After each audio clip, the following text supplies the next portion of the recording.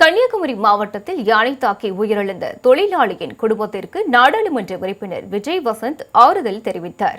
வேணுமலை கிராமத்தைச் சேர்ந்த ரப்பர் பால் வெட்டும் தொழிலாளியான ராஜேஷ் வட்டப்பாறை பள்ளிக்கூடம் அருகே வேலை செய்து கொண்டிருந்தார். அப்போது அங்கு வந்த காட்டு யானை ராஜேஷை தாக்கிக் கொன்றது.